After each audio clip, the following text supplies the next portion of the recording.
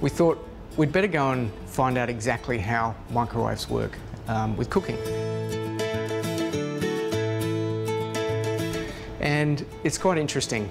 So we're all used to cooking with gas or an electric cooktop where if you need more heat, you turn up the gas and you can see it turn up and turn it down, and you can adjust it through the cooking cycle.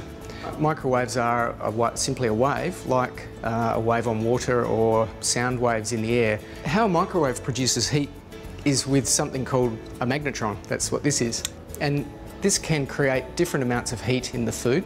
But because people haven't been able to vary the amount of the heat in their microwave, they're all running on flat out. It's a bit like trying to cook on your cooktop on high heat the whole time. So we went into people's homes and we talked to them and we asked them to cook in their microwaves. And what we found was there were some problems that people were having. They found the control quite confusing. The whole bunch of buttons there that they just don't use. They didn't know what they did.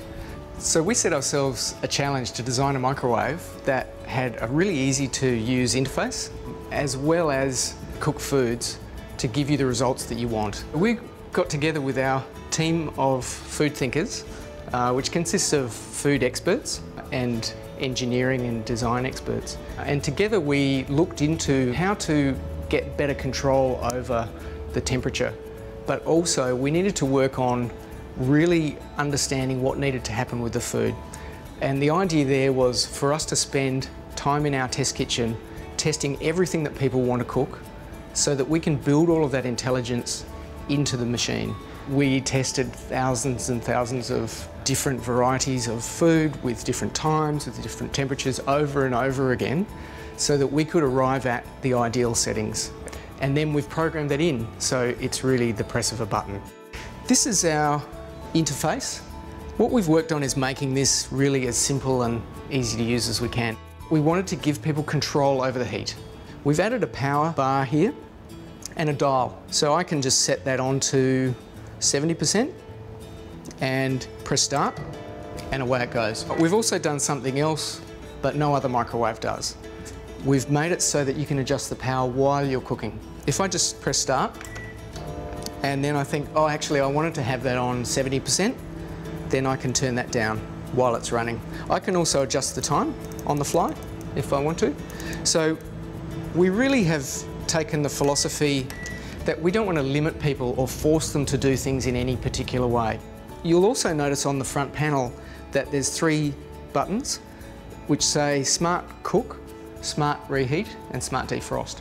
So we know that people use reheat and defrost a lot with microwaves. What people don't necessarily know is that they can cook a lot of stuff from scratch in their microwave. Many foods actually need you to change the heat setting while they're heating, not at the beginning, but actually during. So we've gone ahead and made a Smart Cook function as well.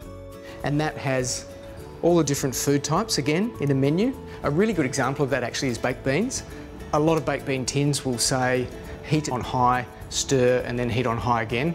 And I find that 9 times out of 10, I get boiling around the edge, cold in the middle, and also a few exploding, which make the cavity inside the microwave hard to clean. We tested baked beans over and over again at all different amounts, and we came up with all of the different power settings that you need and the time that you need to get the best result. And then we've programmed that in. In keeping the interface as simple as we could, when you open the door, you'll see there's actually an extra row of buttons in here, which are shortcut buttons. We have some auto functions. There's a popcorn.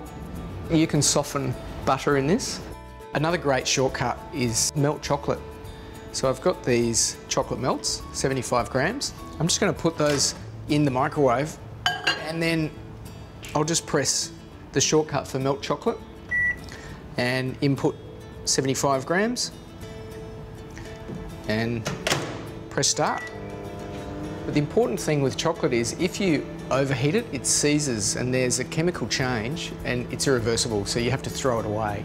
So what we're doing here is melting it very gently so that when it's done, I can take it out and it just needs to be stirred and then it's ready to go.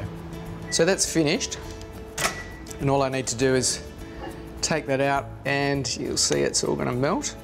So you could use that in baking or to make an amazing hot chocolate. Each kind of chocolate is slightly different. If I needed to put some more heat into that, I'd just put the chocolate back in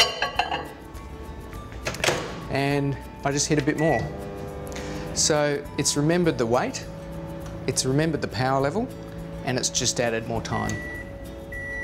Another great shortcut, especially for baking, is softened butter. Now I've got 250 grams, so I press the softened butter, input the 250 grams, and press start.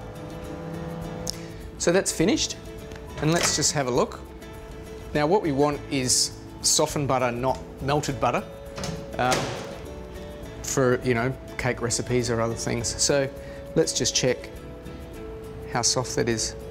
Look at that. I can just easily push my thumb in. We want you to worry about what you're cooking and not think about, oh, when do I put in this information or that.